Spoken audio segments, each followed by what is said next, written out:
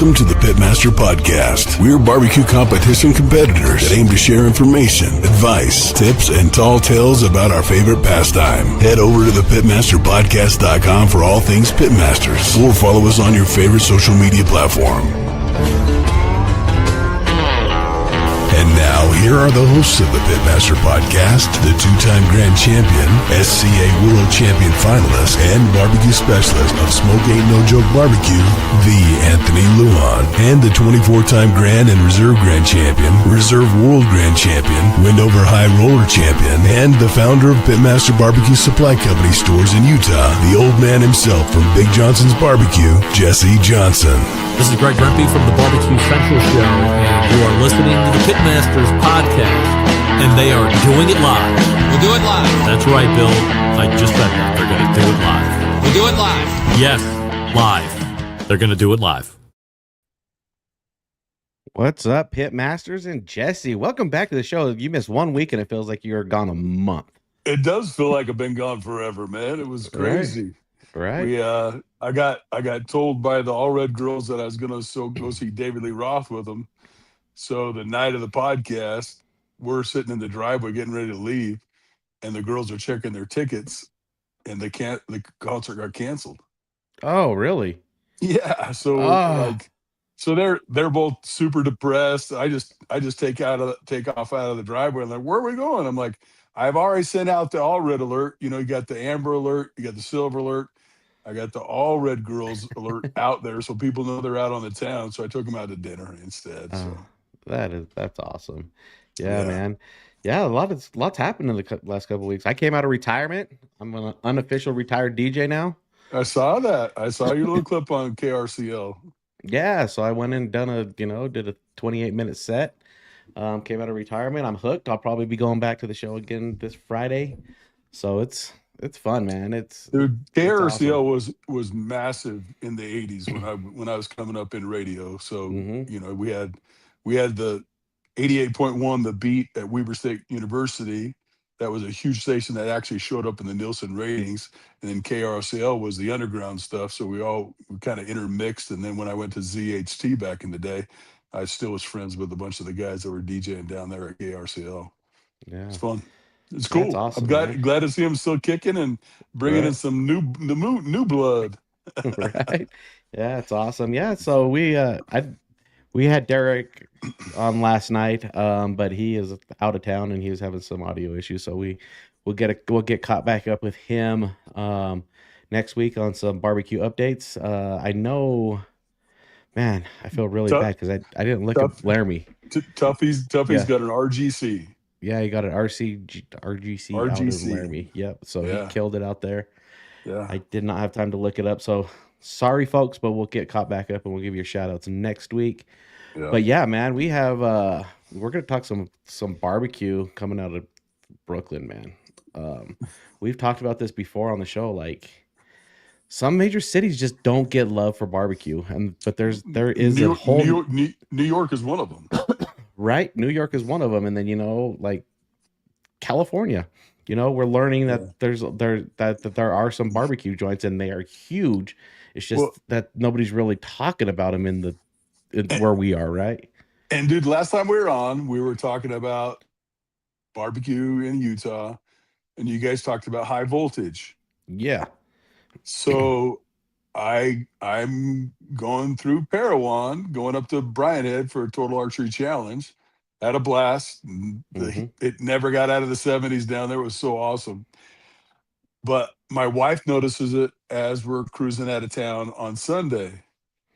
And we were already gone. We had some timelines we had to hit. I'm like, so I drove past it twice and didn't even stop. So next year, if Total Archery Challenge is still down in Bryan Head, we're gonna hit that on Thursday, bulk up for the weekend, and I feel bad if we didn't stop though.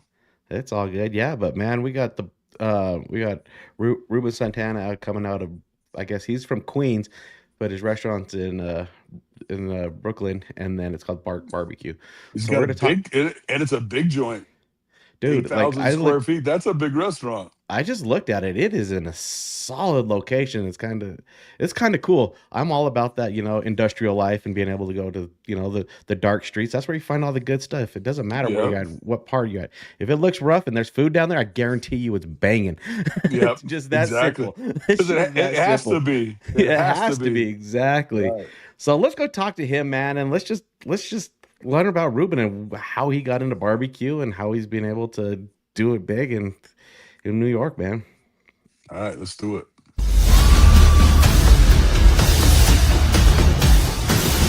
This is the single best investment you can make to become a better cook.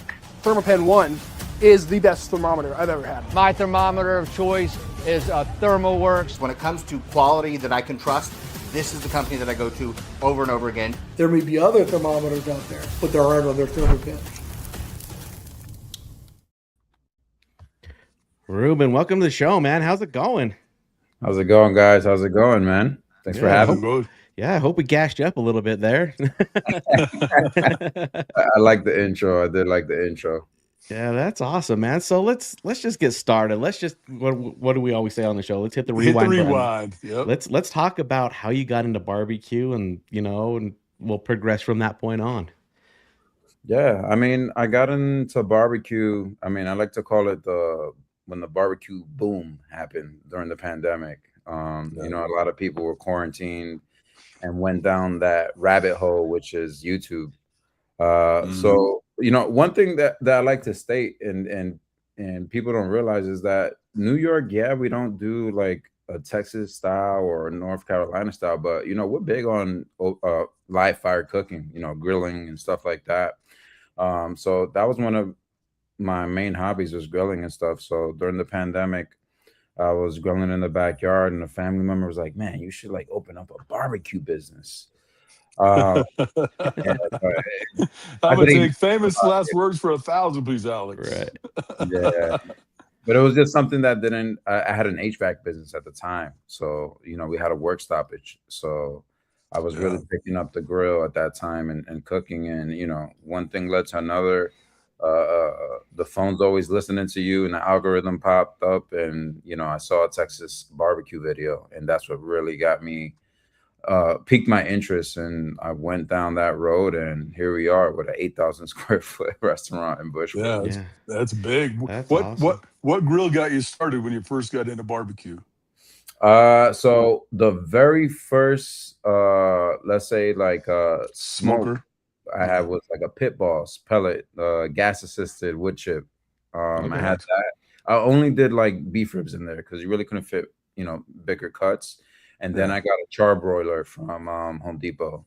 And yes, we've all done it. To be honest, it was shitty holding temp, but let me tell you something, man. It produced some good meat on it. You got to cook the best ribs of my life on one of those. It was shitty, but you had to like do some alterations to it, to seal up all the cracks and stuff. Yep. So it was funny because at that time, a lot of people had videos of just alterations they would do to their char broiler. So everybody had like a pimped out offset. That was pretty good. Then you decided to let's go big. Did you start off in a smaller restaurant, or you just went straight to 8,000 square feet and just decided to do it all? The story, I cut it too short. But yeah, so when I was in the backyard, I had the char broiler. That's when I started, contacting people from my phone book, telling them to stop by. And, I took my income tax check of that same year and just spent it all on an offset. So it was from Primitive Pits down there in Coal Mountain, Georgia. And, they do great stuff and affordable stuff for you to, to start off. And so I had a 500-gallon smoker parked out in front of my house on a New York City block. So in Queens? In Queens, man. Yeah. So I lived at that time like in the borderline of Brooklyn and Queens, East New York, almost. You can say Ozone Park, East New York. So but like I said, that at that time was the barbecue boom. So there was people who knew what that was.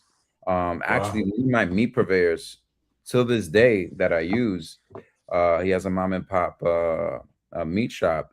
he just pulled up on me one day when I was cooking outside and just started chatting with me because he was a very avid barbecue fan. So, cool. Yeah. So I was selling from the backyard.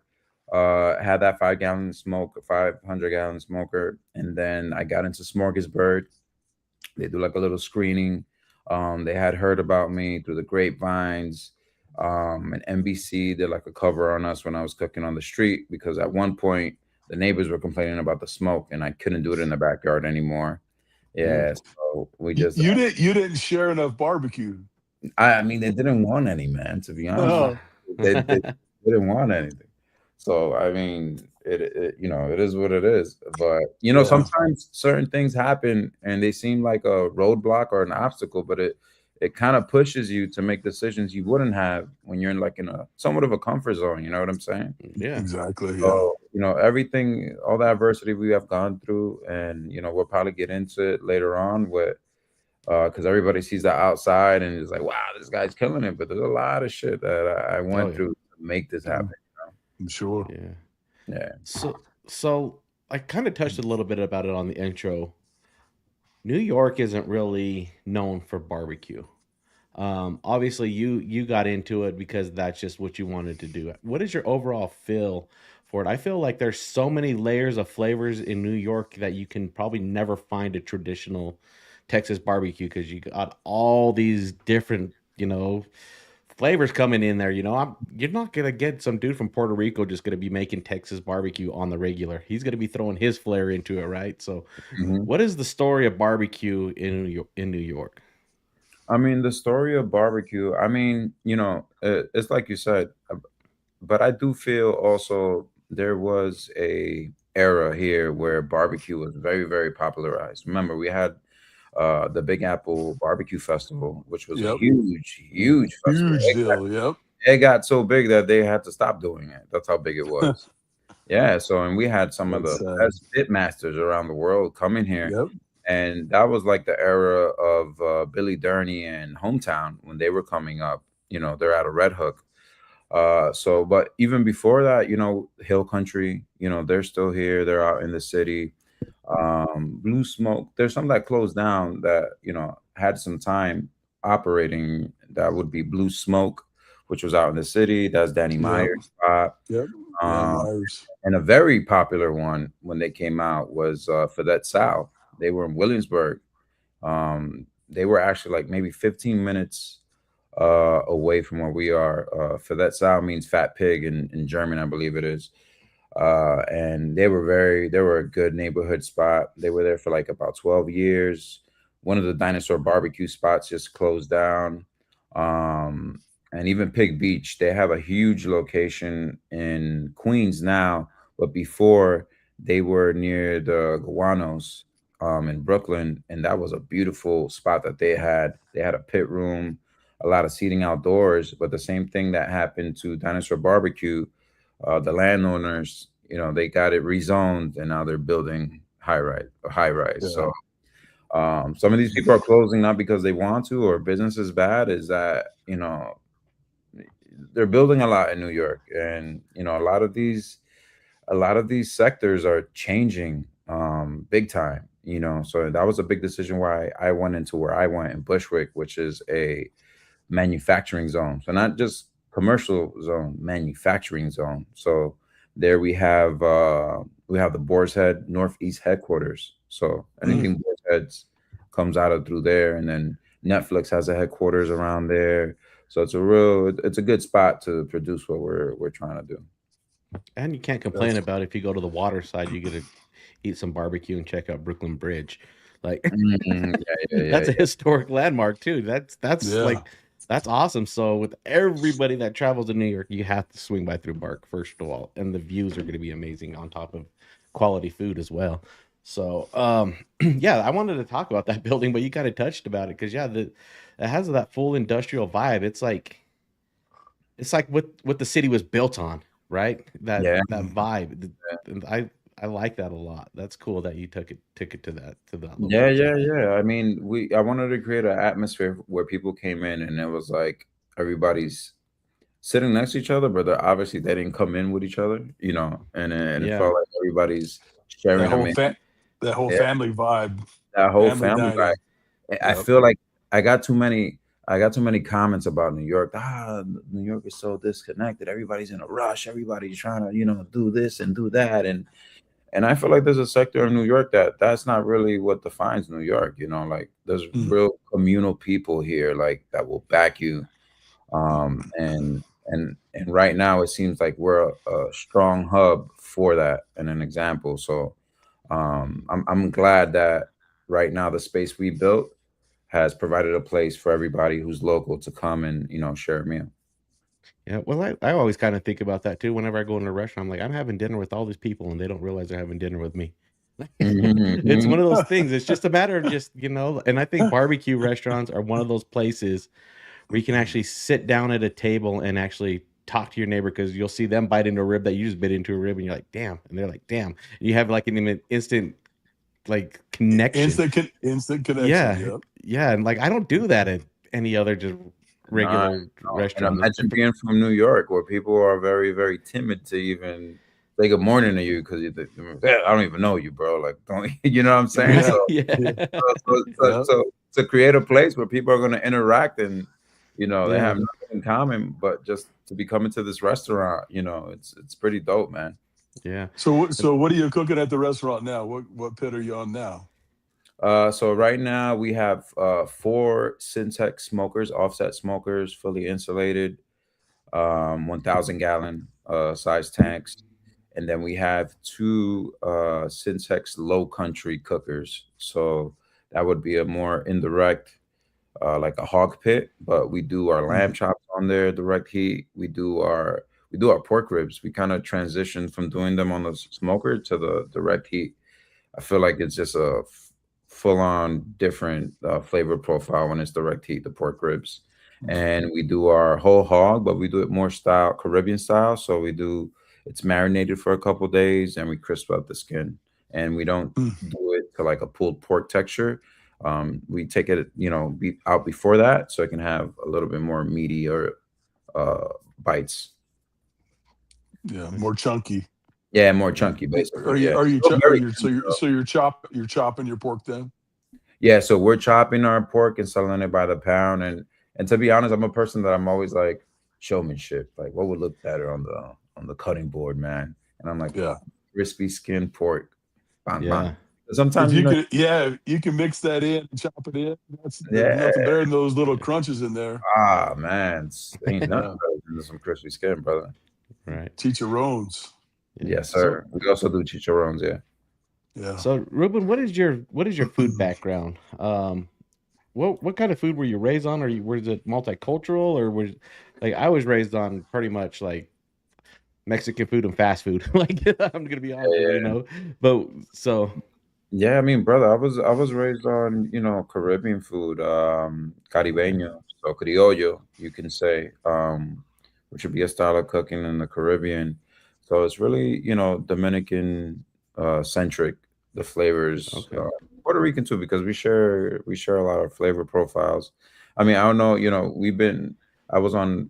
am on Pitmasters. It's a show on Food Network, and a lot of the stuff that we're producing there leans on our culture. So so when I came up with the concept for Bark, I just wanted to know, how can I integrate these flavors with Central Texas style cooking. And it wasn't too hard, to be honest with you, because barbacoa and American barbecue, is just something that hasn't been synonymous with each other. And that's the question I had when I got into it, was like, there ain't no Dominicans or Caribbeans like doing barbecue at like a high level, and I think it's just something that we just felt like we didn't need to step in there. We don't need to go in there.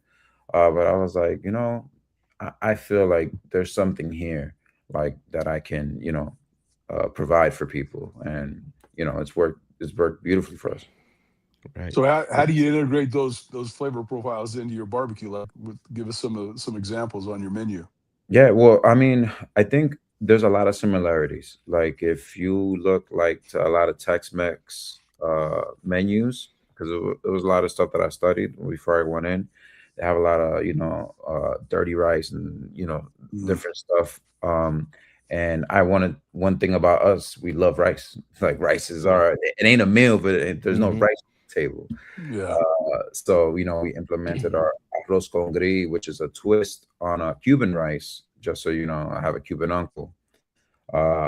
So, we have our arroz congrí, and then we use a lot of oregano, imported Dominican oregano, sour orange to season our meats and clean our meats with.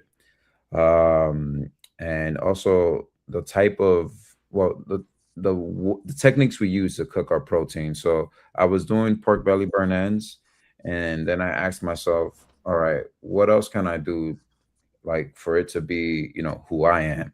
And I was like, let me try doing chicharrón. And it took me a while because I never had done chicharrón ever in my life to do chicharrón. So the flavor profile, once I had it, the crispy skin, how to get it nice and crunchy. It was featured on one of the top 10 dishes of Food Network too, barbecue dishes. So when has that ever happened? You know what I'm saying? You got to take your weeds. We're creating a lane over here. So yeah, so it's really on that, on the way we present things. Our torta dominicana, which is a play on the cornbread, but it's more on the cakier side. But still cornbread mix, really, really good. So, those little things that are subtle, but aren't too, forced onto people, like you still got your briskets and stuff like that. And they have the heavy profiles of salt and pepper, but we put some of my house-made adobo seasoning with oregano and stuff like that. So, right. So right after every Tuesday night, for the last 3 weeks, I finish the podcast, I wrap it up, and then I go downstairs and turn on the Pitmasters. And watching you cook on there is awesome. For some strange reason, like, I've grasped to you on that show. I don't know why. Maybe it's just because it's different, the angle that you guys are coming with, because I'm learning something new from you. We have lots of friends on that show. It's weird because Susie and Todd Bullock are best friends. I talk to Susie Vanover. She's on my show all the time. Right. I pass Jeremy Yoder every day in the office. Matt was at the office the other day. Like, all these people on the show, I'm like, these are all the homies, but I don't know much about you. And so I've been watching your technique and just watching the things that's been going down. And I'm like, I'm digging on this because it's a twist. And that's what I like. I've talked about it before. Barbecue, traditional barbecue, I feel like is out.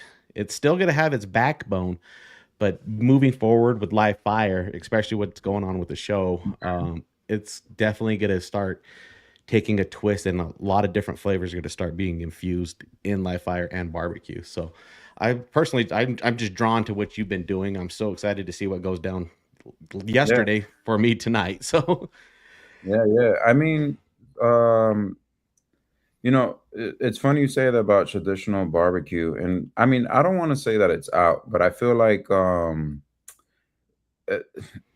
something just gets too popular for its own good sometimes. And barbecue was one of it blew up, man. Like, it blew up. It changed lives. I mean, look at my life. You get what I'm saying? But there comes a point where if people aren't really creative or adding their touch to it, there will be a redundancy with it.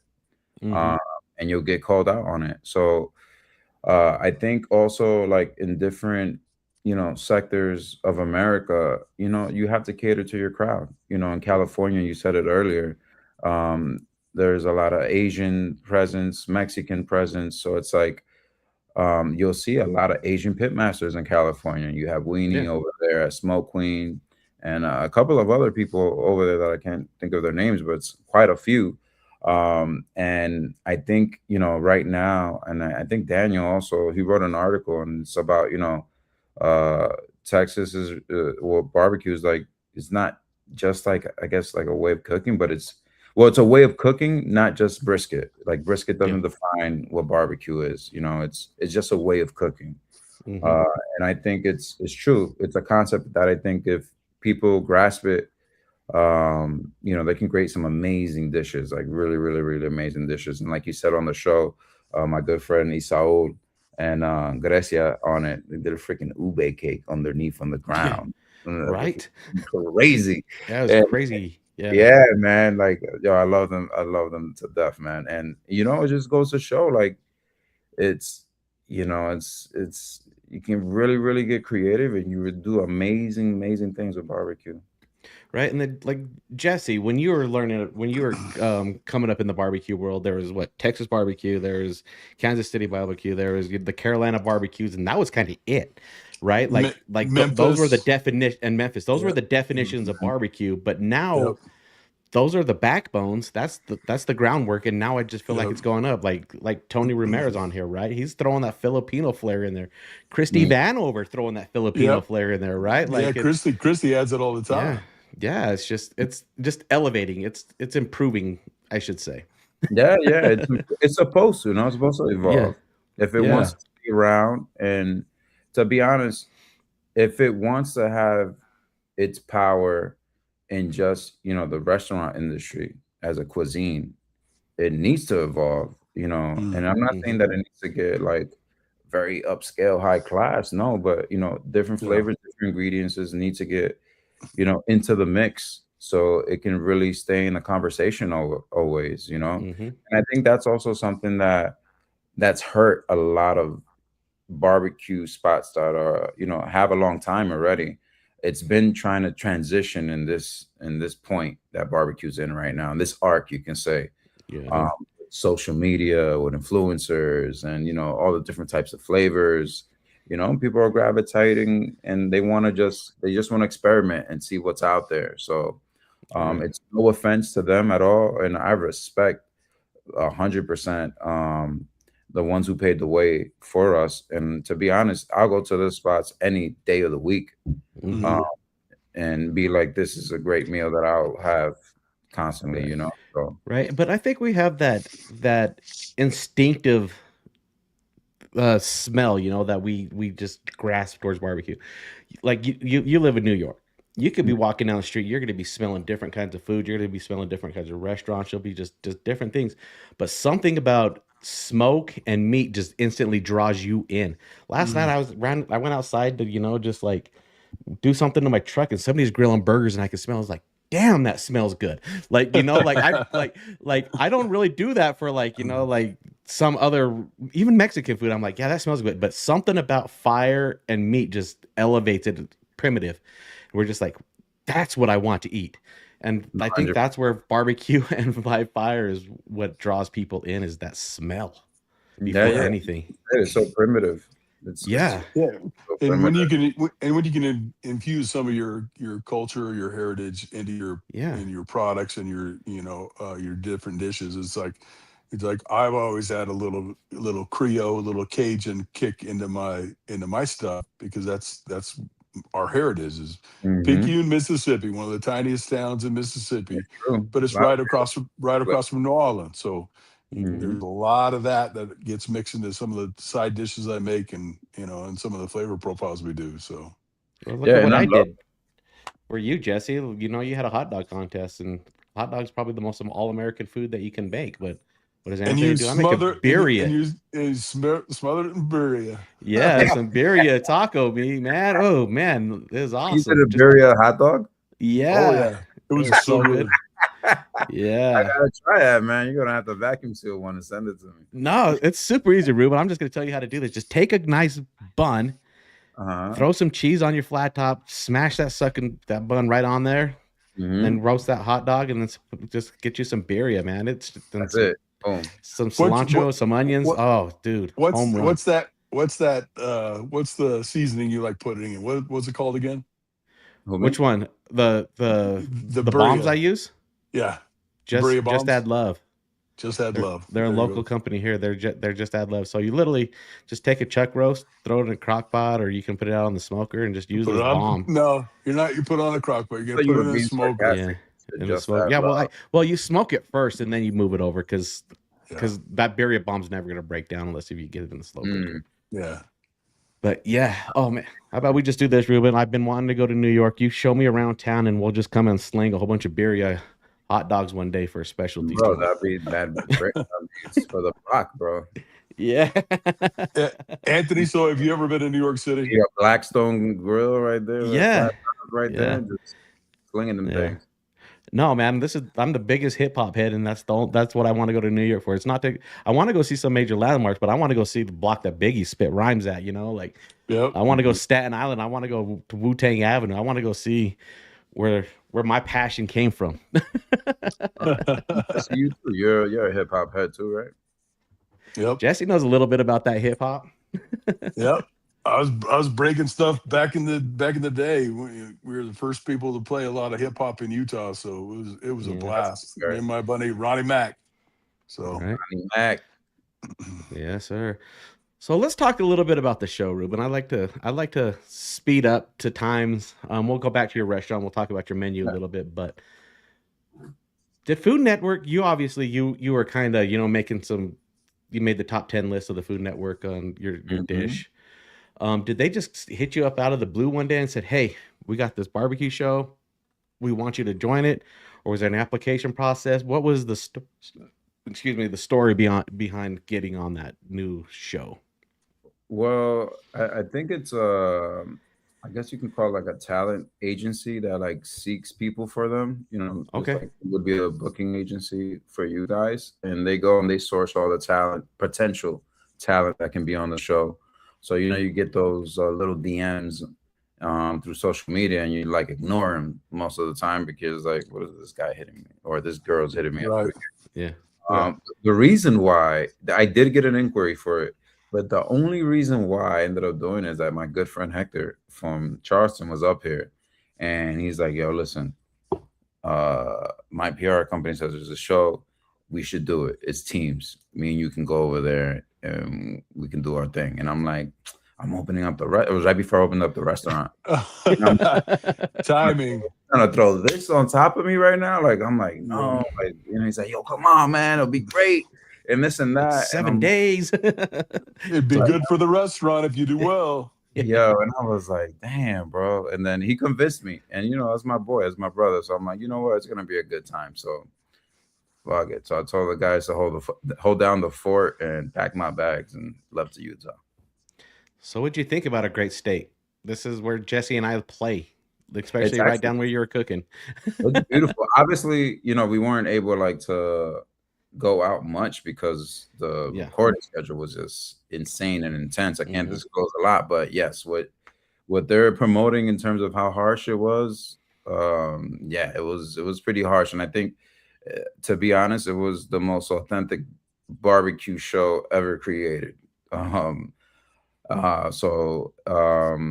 was tough. It was real tough, but Utah was beautiful. I mean, the elevation you saw in that first episode. Some people had a little bit of a struggle, and even in certain episodes, some people had a little struggle of just boiling some water. So it added like another obstacle and element to the show. So let's talk about the last episode. Obviously, we can't talk about episodes coming up, but you guys got thrown a challenge in the ground, over coals, and above coals. What happened with that when they threw that challenge at you? What was triggered in your brain? Like, oh man, I haven't cooked in the ground before. Like, what was the process that went through all of that? I mean, I haven't cooked in the ground ever, but how can I say it? Like when you have like somewhat of a concept, or you've grasped more or less what it is to cook with wood or live fire in general. Like it's not too crazy difficult, but then also, being that it was teams and I was with Hector, and Hector has cooked in the ground and stuff like that, it helped out a lot. But I mean, it's a huge challenge because it's like I said on the show, like once you bury that thing, like there's no way to check that. It's not like they gave us thermometers with probes that we can just run it out from the ground and have it like. You just gotta hope and pray that in there is cooked, or it is not underdone. But it was a great experience, to be honest with you. It was really awesome. But the biggest thing is like choosing your protein. Has to be a protein that can take some heat underneath there, because if it's something too delicate, you're definitely gonna overcook it if you put too many coals over there. And how you dig your hole as well is very, very important. So there was a lot of stuff that I learned doing that challenge too that was pretty cool. That's awesome. And then what about just showing up? Obviously, they try to keep everything super secretive, and you guys just show up, and then you just start seeing, people showing up. You see Susie and Christy, and Al show up, and Jeremy Yoder. Like, what's going through your brain at this time? You're like, oh, what did I get myself into? Or like, no, this is my opportunity to shine. What was that?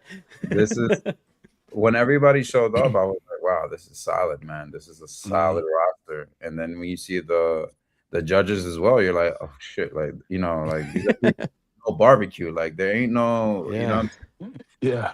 But to be honest, it was awesome. It was awesome. I think the cast that was assembled and the judges that were assembled, had the makeup for a great barbecue show. So I thought they really did well when they chose everybody as they did and teamed up.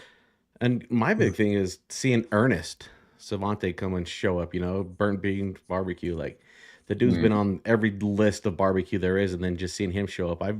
I've known him, I've seen him through social media, but I didn't realize he had that shine for a camera, right? And being able to give that well of feedback is crazy.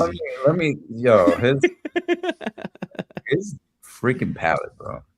Yeah, like he'll let you know the ingredient. It's crazy. It's like, yeah, did you add 2 grams of ground sage to that? Like, it was precise. Me and Hector was like, holy crap, bro. Like, this guy had that's why I'm saying, like, the cast was so well thought out. And not only that, after the first episode, because these shows, you have to have no ego and you have to let yourself be critiqued, right? Yeah. And we're talking about some people are well established, man. You're talking about Jeremy, Al, me, Hector. Like, we got restaurants, we have followings. It's not like we're nobodies, Christy and them. So, but the thing is, like I said, you have to put that ego to the side, and you have to let yourself be critiqued by some people that really got some years in the game, right? Yeah. So after that first episode, which is something that I haven't really seen, and it's not that I watch a lot of shows, barbecue shows, but we noticed because we all started to readjust during it.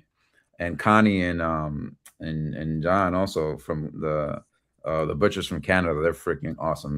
They're monsters. We noticed and we were like, they loved heat because Isaú from 2M, they won that first challenge with the tacos. And let me tell you, that thing had some kick to it. Really? It had some kick to it. And they loved it. And we're like, now we're all like, grabbing the cayenne pepper and the pepper flakes from the pantry when we have to start off the challenge because we're going to add heat to everything. So, those are the adjustments you have to do because they give you like these little things like, hey, maybe we should. And you have to really pay attention and be like, all right, next time we got to do this and this and this. It's like you're a private chef, you can basically say. But it's cool. It gives you a challenge in terms of getting you out your comfort zone. So it's pretty cool. Right. Honestly, out of all the panel of all those judges, Jess would freak me out the most when it comes to cooking beef. Oh, Jess, yeah. She, like, I don't mind cooking anything in front of any of those other judges, but man, cooking a steak for Jess would freak me out because she's tasted so many cuts. I mean, you just gotta try and have confidence. I mean, we won the breakfast challenge by cooking that skirt steak on top of the mango, the plantain. Yeah. And her comments was like, wow, that was a very extremely one of the best skirt steaks I've ever had. So like for her to say that, you're like, oh shit. Like, Yeah, that's cool. It's all about execution, man. And let me tell you, like, fatigue was one of the biggest things on that show. Like it was 24 hours, you barely slept. Yeah, it was rough, man. It was rough. Yeah. So just being in the high altitude, that can really mess with you, especially. I don't know how fast did you fly into Salt Lake or did you guys fly into Vegas?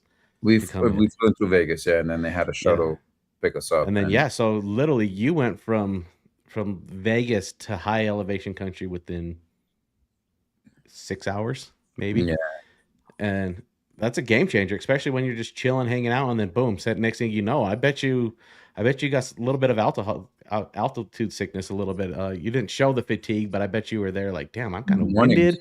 Mornings. Yeah. In the mornings. Yeah. Everybody felt it in the morning. Yeah.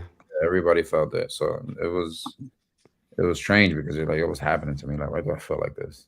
You know, and like, why can I'm just walking and I'm already out of breath, you know? Yeah. So no, it was in the mornings we really felt it, but I felt like for some reason the majority of everybody acclimated, you know, during the day as the day progressed. So right. And was this your first time cooking at altitude? Yeah, 100%. Yeah. So did you go through your, because obviously there's so much cut, but was there points where you were going like, man, this is not cooking to the timeline I'm used to? Was it just slower? Were you like, what were you like kind of like checking yourself like something's not right? No, yeah, sure. Even I mean, if you look, I don't know if they like I didn't really notice, but everybody had their Yoder offset with like 5 splits in them. We're talking about these are like the residential size ones with 5 splits. And like since when, you know? And it wasn't at 500 degrees. It just wouldn't come up the way you know you normally would. And we're talking about huge ass splits in there. Even boiling water, people had issues boiling water, like I said earlier. So a lot of side dishes were taking longer than usual. So it was definitely and I think it's so weird, right? Because they gave us you guys watching at home are probably looking like, oh man, but 9 hours, yeah, but you're used to like the time crunch, right? Like so, like if they got 9 hours, they shouldn't. But you got to remember, it's like, yeah, it's 9 hours, but now we're given like real whole cuts that we have to cook. You know, that we have to think about a recipe and do sides with, and it's all outdoors. So there's some shows out there that have a kitchen, you have a little stove or whatever. No, everything is live fire. Everything is live fire, and nothing is built for you. So if you have to alter your pit, you have to alter it right then and there. If you need it bigger, because now you're doing a whole animal, now you got to knock it down and build it back up, and that and that goes all part of the challenge, you know. Well, and when you have to go a little bit hotter on your pits, you got to take the temperature of that cooked meat a little bit farther because they've got to go a little bit longer even when you're running hotter. So you take a higher temperature than normally used to taking meats to. Yeah. There was definitely a learning curve for sure when it came to that type of stuff, but it was and also, and I think that's what made the show really, really good too. So and I did like the flair of being able to bring some of your own stuff. Obviously seeing the thermowork stuff there, the thermopens, that was awesome. Oh yeah. Susie had her gloves. Some people actually had rubs. Did they give you a list of like stuff you could bring, or was it like no, nobody brought rubs? Nobody brought rubs. Maybe I see some bottles. Maybe they were just mixing them in bottles. Nah, you mix them in the pantry, and then the thing is, like, after each challenge, they would take it away. Oh, okay. So add it for the next challenge. Like you started from 0 again. Okay. Yeah. So there would be like an intermission, and they take everything out. So it trust me, nobody had like a head start for the next like after. Like I said, Connie and John, they had their own. They brought their own sausage stuffer. So if in the first episode you saw that they made like little hot dogs and stuff. Yeah, the hot dogs. Yeah, they had their own sausage stuffer. Yeah. So you were able to bring some stuff, like pretty much whatever you could fit in a bag. That was yeah, it had to be approved by them though. So you still have an approval by them to take your stuff. Even like your I don't know if you saw, but a lot of people had like recipe books. Yeah, so you were able to take recipe books with you, and they had to approve that as well. So. Right, yeah, because I think actually seeing Susie, she had her book with her. Yeah, definitely. I mean, it makes sense because it'll be too crazy having to like remember all your recipes right there on the fly with the fatigue. It would be insane. Yeah, but Christy had her handwritten ones too. I don't know. I'm trying to think of yours. I don't know if I think everything that I've seen so far has came off the dome. I don't think I've seen you from what they showed of going through a book. To be honest, we hadn't really cooked anything that was in a recipe book. I mean, maybe in the first one, like the sauce and stuff, but everything was off the dome. Like everything, and until this point has been me and him, because we really wanted to challenge ourselves too, you know. So, and we felt like we had like a little playground to play with. So we just wanted like to see what we were capable of. So like, you know, that was the the first time I did eggplant like that, hanging, and did that for them, and it was the best eggplant they ever had. So like you really got to know yourself, during that contest, that challenge. Yeah, and then did you and Hector have any competition background at all? No. Have you ever competed in any food? No, never. No. Ever. I mean, I competed here in New York and a little circuit over here, which is like Brisket King, Rib King. I got like second twice in Brisket King and also in Rib King as well. But I did those for a couple years earlier on, but no, nothing crazy, I would say. Right. That's interesting because having to mix up your own rubs on the spot and making your own sauces on the spot. A lot of pitmasters can't make their own sauces. Yeah. That's the thing. Also, if you notice, like in almost every challenge we did, I made a sauce.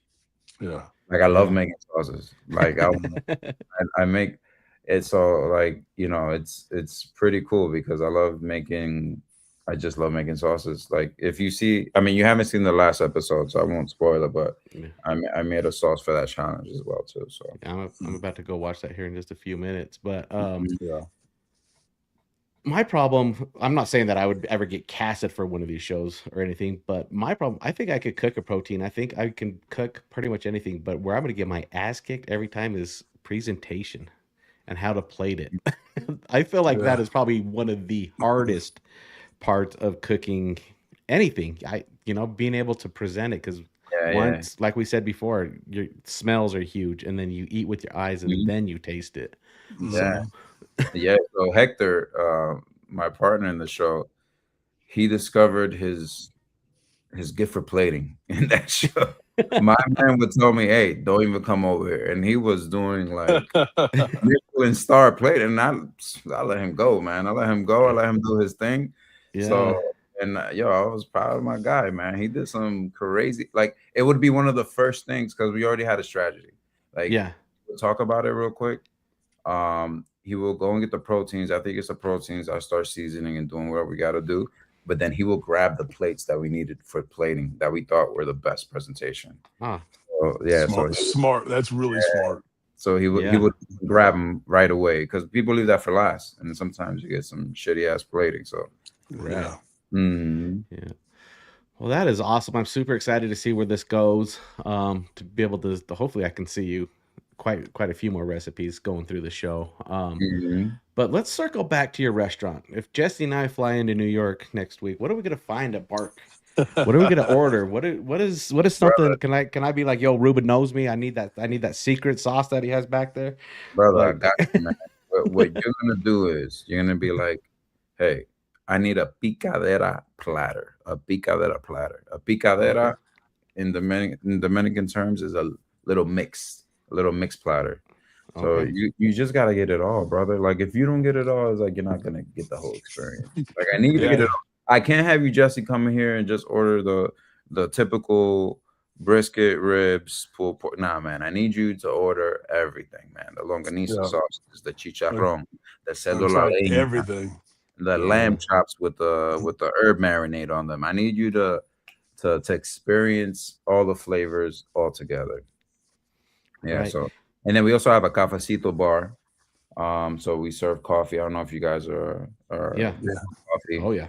Yeah, so coffee.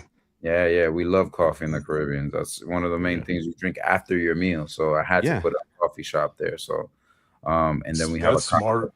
Yeah, 100%, man. So we have some good coffee options there as well. So that is awesome. And then I like, actually, it's very rare to find rib tips on a menu. Most people don't even mess with the rib tips. But it's awesome that you actually have that on the menu. Actually, I feel like rib tips are better than actual rib meat. Only thing is you got to watch out for the little bit of collagen in there. But I feel like rib tips are better than ribs. Personally. I mean, they're really good. But like you saw, a lot of people don't really make them. I think a lot of people are putting them in or cleaning them, putting them into sausage. But I feel like sometimes sausage is a little bit of a cop out. So I was like, let me get like real creative. It's also like with our carnitas, our beef carnitas. Our beef carnitas come from our brisket trimmings. So we trim in a certain way where we can actually smoke those pieces of brisket trims, and then we confit them in tallow. And yeah, so it's almost like a barbacoa-ish type of vibe. It goes on top of tostón, green plantain, fried plantain, where avocado, green sauce, white onions, and cilantro sprinkled on top. So it was like it's a more composed dish, but I felt I could get creative with it, and it's to help the food cost with the brisket. Like right now, one of the main things right now is with brisket, right? Stupid. I can't imagine what brisket costs in New York City. Yeah. I mean, to be honest, man, I've been, what's so funny, that I've been dealing with my vendors for a long time. Like I told you, like the mom and pop vendor that saw me when I was in front of my house, even my Cisco vendor. And I don't know if I said Cisco, people are like, but my Cisco vendor, I met him when I was cooking out of a vacant lot near the Barclays Center. He was just walking by after a party with at that time, his fiance, and popped in like, "Hey, you cooking barbecue?" Wasn't trying to sell me on anything. We sat, we talked. He came the next day, chilled.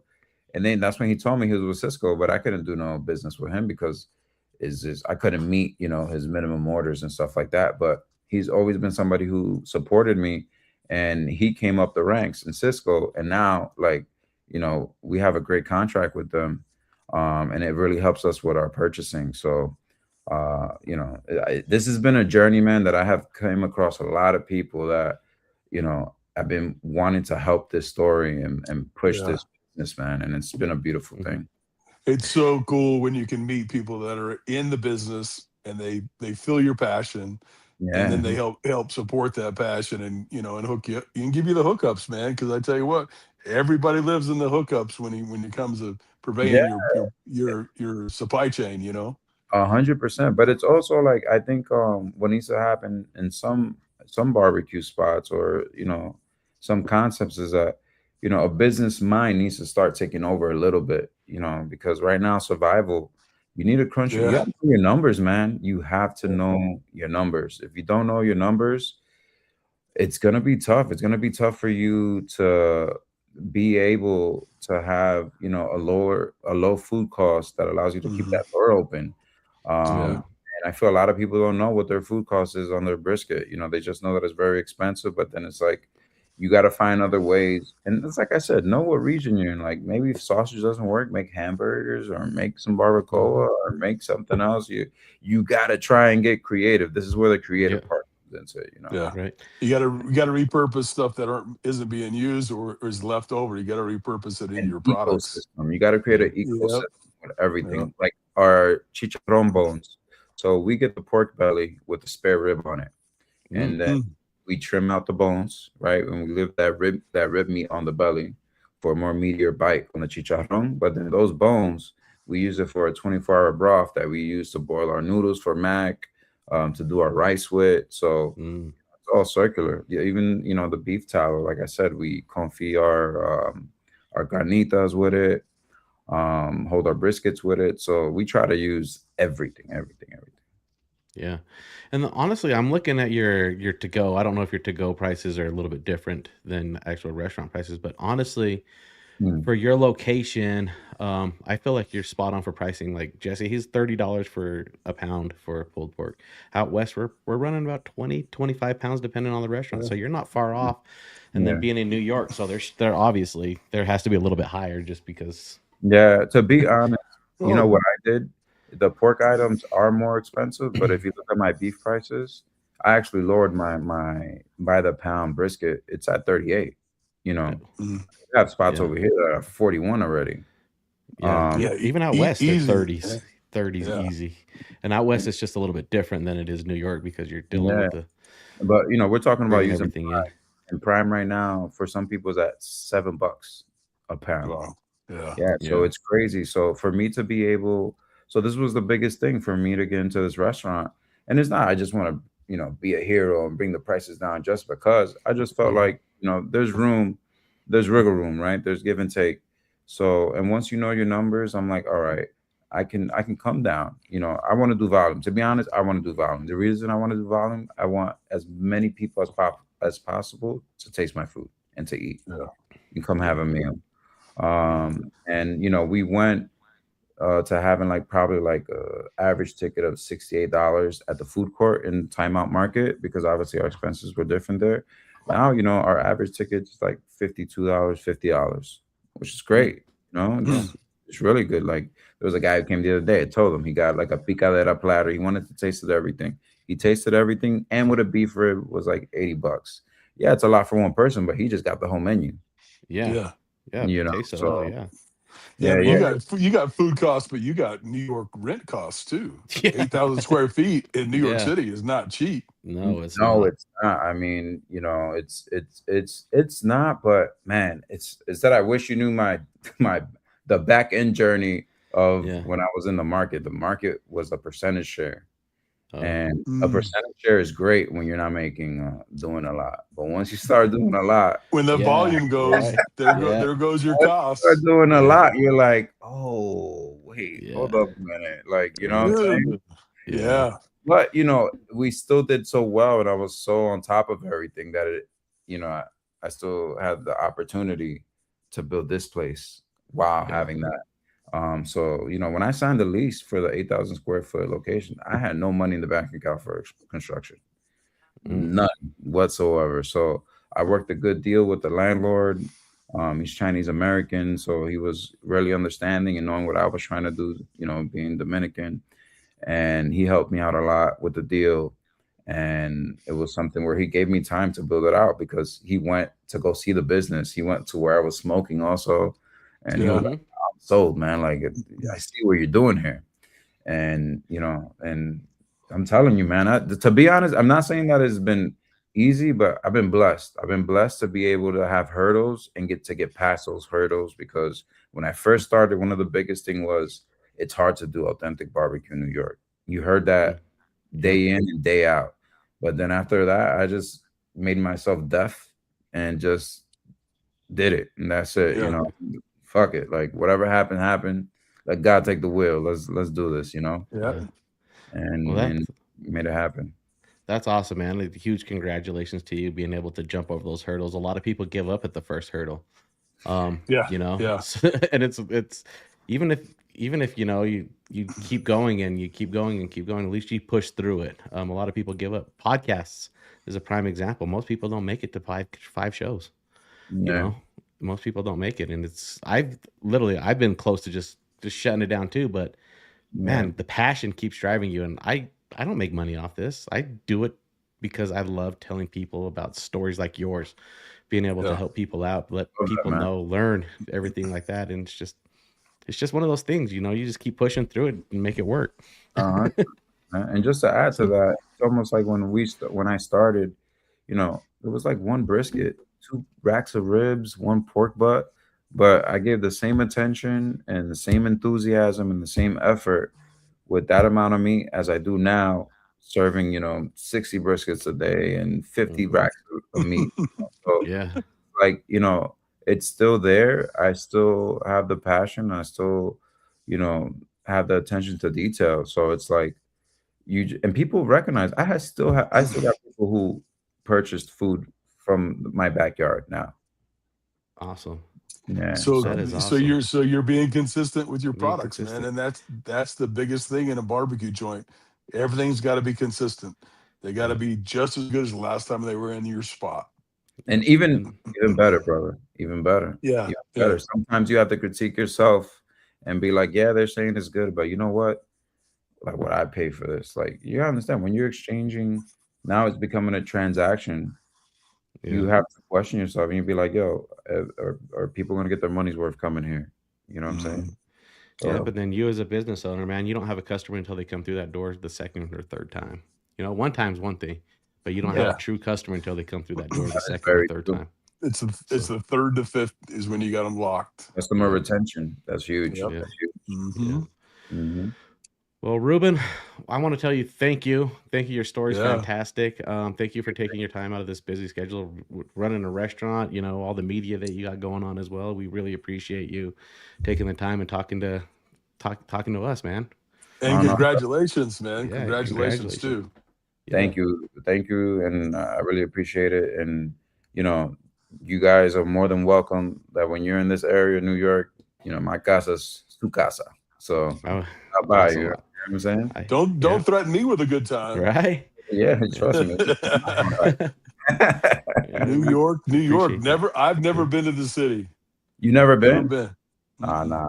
You got to bring them. Bring them, man. Yeah. Well, Ruben, go ahead and give some shout outs to the people that you need to shout out, and then also some social media handle plugs where people can follow you and get some more information. Yeah. I mean, you know, shout out to my team, shout out to the customers every day, my family, my kids, and we're in 25 Tam Street, Bushwick, Brooklyn. You can follow us on Bark_barbecue on IG and on Facebook, and you know where to find us, guys. New York. Yeah. Cool. Well, thank you, man. I appreciate it. And then, hopefully I'll be able to come see you sooner than later. All right. Let's do it. Pleasure. Yep. All right. Yep. Have a good night. All right. You too. Thanks, Ruben. Bye.